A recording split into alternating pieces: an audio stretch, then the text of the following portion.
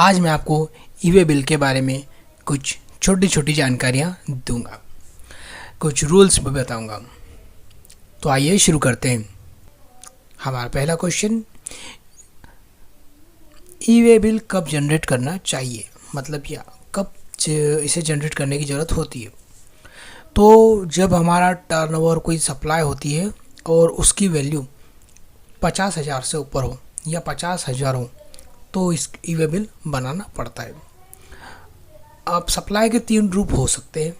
पहला होता है सेल, जो कि आप जानते हैं, हमने कुछ सेल करा, इसे हम आउटवर्ड सप्लाई भी बोलते हैं।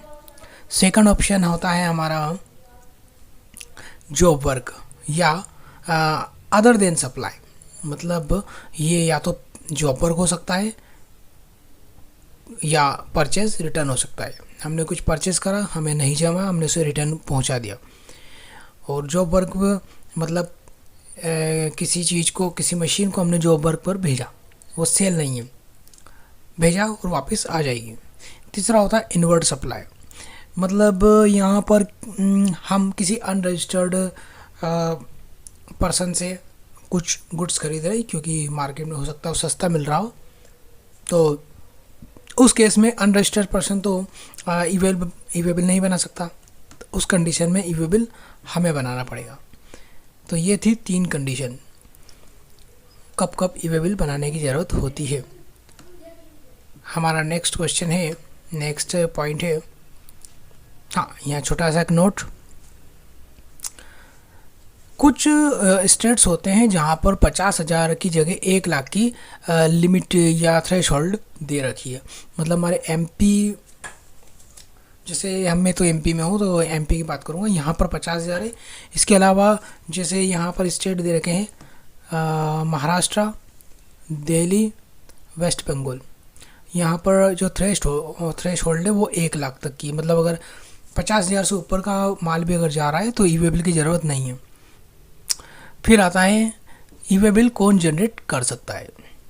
तो ई-वे बिल मतलब जब भी कोई गुड्स सप्लाई होता है तो 3 इसमें पार्टीज होती है। एक सेलर जो माल बेच रहा है, दूसरा परचेसर जो माल खरीद रहा है, और तीसरा होता है माल को पहुंचाने वाला। तो यहाँ सेलर को हम कंसाइनर बोल सकते हैं और परचेसर को कंसाइनी, और ट्रांसपोर्टर तो आप जानते ही हैं। तो यहाँ पर सबसे पहले वैसे 90% केसेस में हमारा जो कंसाइनर है या सेलर है वो ई-वे बिल बनाता है।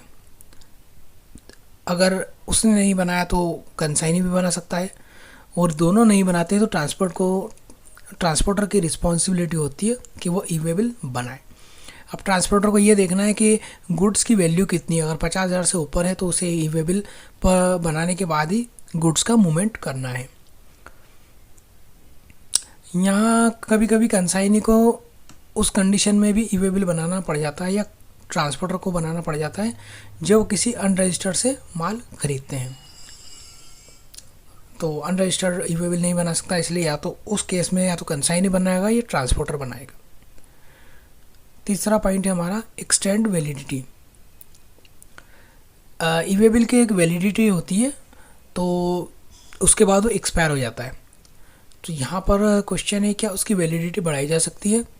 तो हाँ दोस्तों, ई-वे बिल की वैलिडिटी बढ़ाई जा सकती है, मगर यहाँ पर टाइम होता है, टाइम लिमिट 8 घंटे। एक्सपायर होने के 8 घंटे पहले उसे रिन्यू कर सकते हैं या उसे एक्सटेंड कर सकते हैं। यहाँ मैंने नोट बनाया है, validity of e-way bill can be extended between 8 hour before expiry time और 8 आवर आफ्टर एक्सपायरी, मतलब 8 घंटे पहले और 8 घंटे बाद। ठीक है, earlier it was before 4 hour and after 4 hour expiry of. हाँ फ्रेंड्स, तो ये वैलिडिटी हम 8 घंटे पहले, एक्सपायर होने के 8 घंटे पहले और या एक्सपायर होने के 8 घंटे बाद तक बढ़ा सकते हैं। पहले ये टाइम लिमिट 4 घंटे की दे रखी थी, जिसे बढ़ाकर 8 घंटे कर दिया गया। मतलब यहाँ 4 घंटे पहले और 4 घंटे बाद को 8 घंटे पहले और 8 घंटे बाद में कन्वर्ट कर दिया गया। और बढ़ाने के पहले एक बात और है, थोड़ा सा हमें एक रीज़न ज़रूर देना पड़ता है कि हम क्यों बढ़ा रहे हैं। जैसे रास्ते में गाड़ी ख़राब हो गई या कुछ क्लेमिटी हो गई, बाढ़ इत्यादि। फिर होता है वैलिडिटी होती कितनी है, एक ई वे बिल की वैलिडिटी कितनी हो सकती है। तो यहाँ ई वे बिल की वैलिडिटी होती है 200 किलोमीटर पर डे। एक रेगुलर जो व्हीकल होती है उसके लिए 200 किलोमीटर पर डे होती है। जैसी नेक्स्ट जो किलोमीटर 100 200 बढ़ता जाएगा तो एक दिन पर डे वैलिडिटी उसकी बढ़ती जाएगी।